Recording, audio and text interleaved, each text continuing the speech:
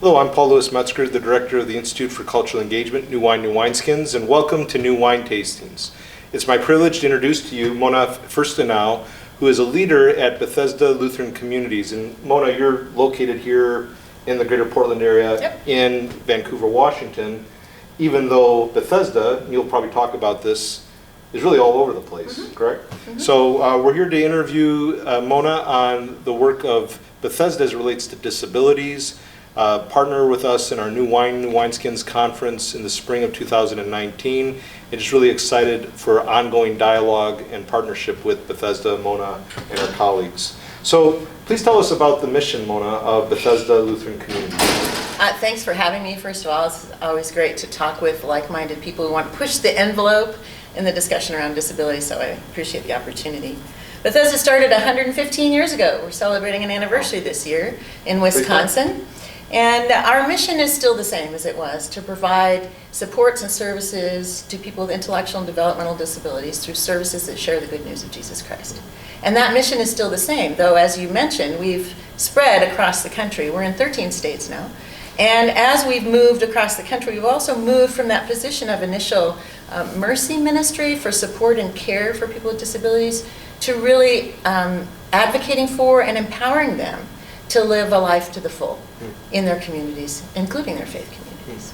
Now, historically, Bethesda would have been part of the Lutheran tradition, still is, correct? I mean, the Missouri Synod, am I correct? Began in the Missouri Synod, but is now pan-Lutheran, and we provide supports to people of all faiths, and we provide employment.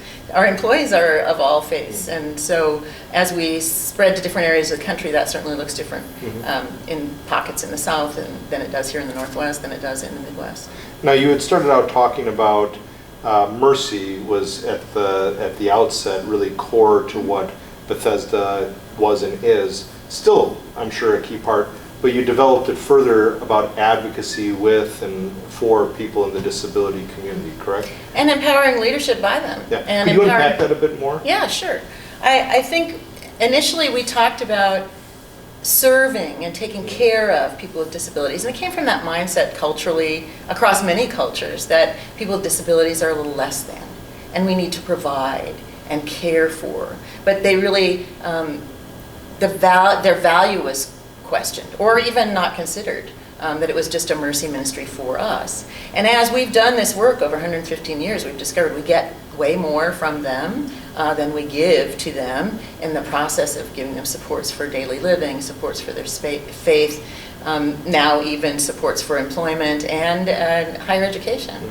And so as we've grown and changed and learned, and as the culture has shifted from collective housing for people with disabilities to community-based supports and living, we've grown with that, changed with that, and truly believe that's what God has planned for his faith community and for his community at large, for everyone to be meaningfully involved in it. So.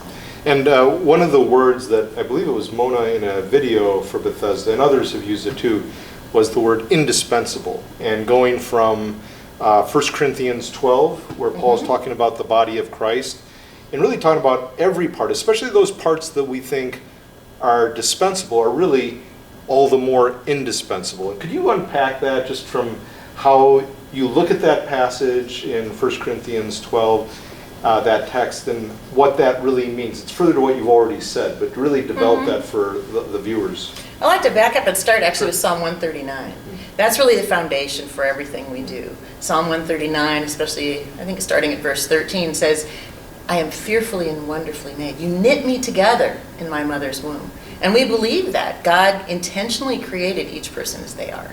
That it wasn't an accident or mistake. He didn't drop a stitch while knitting, right? He knit us together intentionally the way that we are. And so when we begin the conversations and when we look at our role supporting people with disabilities, we start there.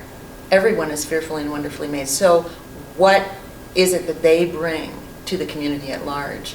And so then when we look and move on to 1 Corinthians 12, the whole beautiful, wonderful word picture of the body of Christ says throughout that passage that God placed each person, has placed them where they belong in the body. And then verse 22 says, and those parts that appear to be weaker are indispensable. Indispensable. I mean, the Greek word, I think, actually translates to without whom it would not be complete. And so we take that to heart, and we use that in our conversations with churches, we use that in our conversations with families, to say, we believe God created you intentionally the way that you are, and that there's a place for you in the body of Christ. And then we move to 1 Peter 4:10, which says, each of you has been gifted. Each of you should use your gift to further the body of Christ and to glorify God. And it doesn't say each of you with any qualifiers. It's not each of you who are rich or not proud or without disability. It says each of you are gifted, and you should all use. And so those are the three foundational scriptures for us in the work that we do, and the work that we try and share with the church at large. And that's really powerful when you think of someone coming into a church with a disability or a family member with a disability. A leader, a church member might think, oh no, this is going to be a drain on our church body, because we tend to think in terms of the broader society where often people are prejudiced against with disabilities.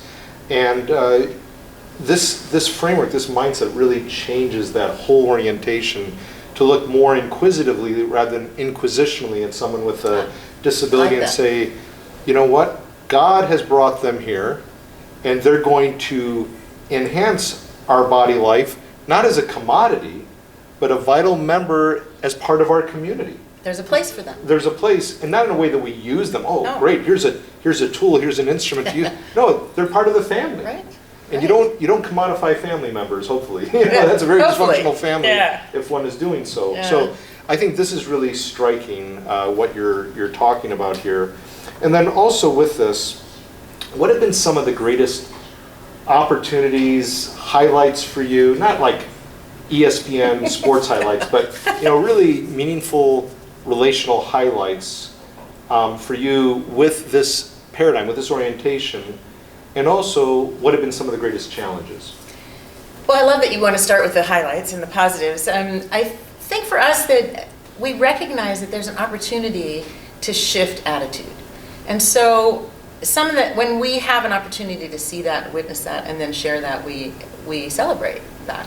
So when a person we support who lives out in West Portland is blind and travels each week on public transportation with 2 transfers to get to his church so that he can greet an usher on a Sunday morning, that's a powerful witness, not only to those along his way that he's developed relationships with that are also on mass transit on Sunday mornings, but also to his congregation. And it's a powerful witness and lesson in obedience and in perseverance, that we who may not make that commitment may feel intrigued by or question our own, or look internally a little bit more by that witness by that person.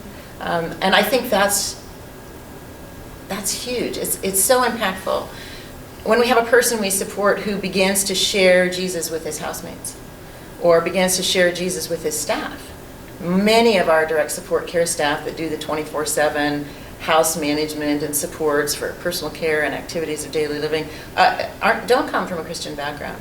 And yet we see people we support who are engaged in their faith community, staff who are needing to provide support to attend or participate in that, begin to hear the word of Christ. And we've seen people come to Jesus because of the people they're supporting in their faith life. And so those are huge blessings that we celebrate and we look for so that we can celebrate them. Yeah, I mean, even though we didn't foster this today, we didn't develop this, it's just, we're here. You are worthy of love, and don't give up. And I think you've kind of gotten at both of those. Thing. Yeah, it's a God thing, because I didn't put them there. But it kind of is striking that that's right behind us as you're sharing. Yeah. So, yeah, those are beautiful examples. How about some of the challenges? Well, I think the challenges are really that we get so caught up in value and worth and comparison, right? And so the barriers sometimes are that if people have thought about a person with a disability at all, it's been that they feel sorry. That they're, oh, that's too bad. Or that they haven't impacted or explored it at all. Or that their attitude comes with, well, I'm not sure what to do, so I'm not going to do anything. I don't know how to include people with disabilities. Not that we don't want to, we just don't know how. They can be paralyzing. Yeah, and I think that unknown for any of us, an unknown is makes us feel a little tentative about what the next step is. So most of the barriers, honestly, that we come up against are attitudes. And we love it when there's a light bulb moment when we share Psalm 139 and 1 Corinthians 12:22 and 1 Peter 4:10, and you can see a light bulb moment go off in a church leader or a lay person's or a family member's eyes when they go, oh, I've never thought of it that way. So those are the challenges. Those sometimes can be difficult conversations to move someone from that place of less than and unknown and uncomfortable to really embracing the rich diversity that God created in His difference that He created in His body. Amen. Yeah, that's beautiful.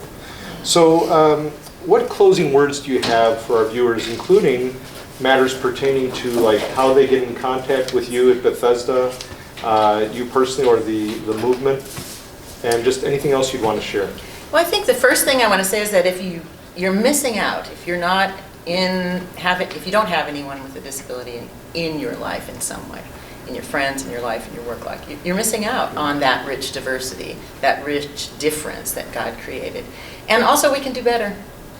As a church at large, as in our families, in our places of work, in our communities, we can do better at including and welcoming and seeing value and treating with dignity and respect all of God's family. So as far as getting in touch with me, we have, as Director of Ministry Partnerships, I have an email that's easy to remember, partnerships@BethesdaLC.org, and I'd be happy to speak about any of that. We have lots of resources available. We have 13 ministry consultants in each of the states that we provide services who not only provide support to the people we provide residential supports to, but also to the staff. And equip and empower churches and train and resource churches about being places of belonging for people with disabilities. So our website has lots of free resources and directs you to lots of other resources. And our ministry consultants are free of charge to the church. That's wonderful. And again, Bethesda, the website? BethesdaLC.org. BethesdaLC.org. Mona, thank you so much. Mona Fuerstenau of Bethesda Lutheran Communities. Paul Louis Metzger, the Director of Cultural Engagement, New Wine, New Wineskins. Thank you for joining us at New Wine Tastings.